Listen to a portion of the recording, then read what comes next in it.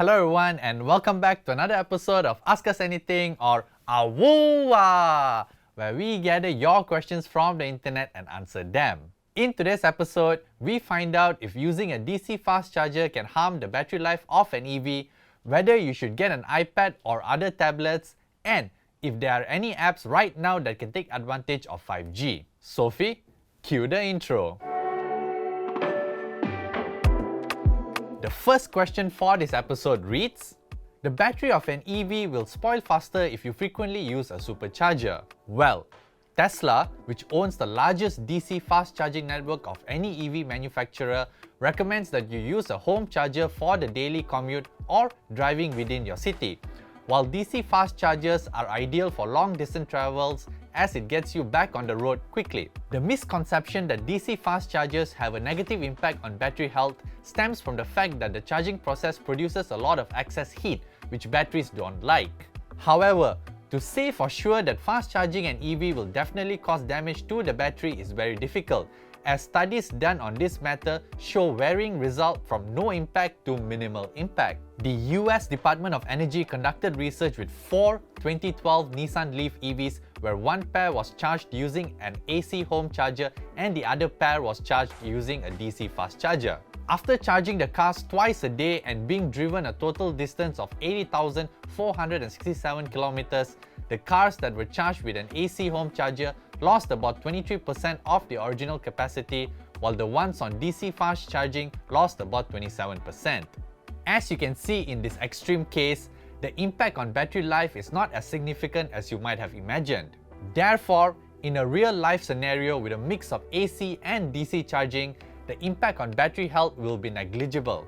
Moreover, battery technology has come a long way since the 2012 Nissan Leaf, and battery management software in EVs has gotten more advanced.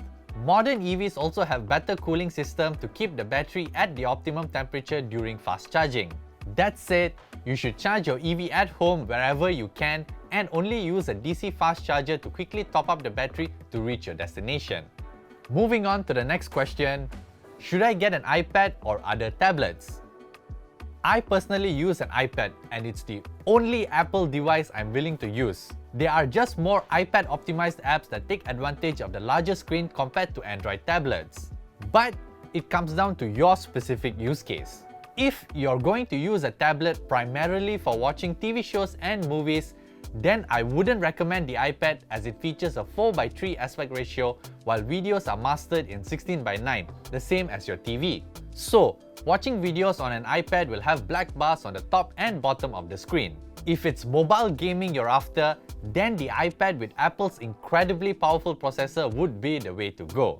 Now, if you're buying a tablet to use for light working applications like word processing, then you can't go wrong with either an iPad or an Android tablet, as both are more than capable of it.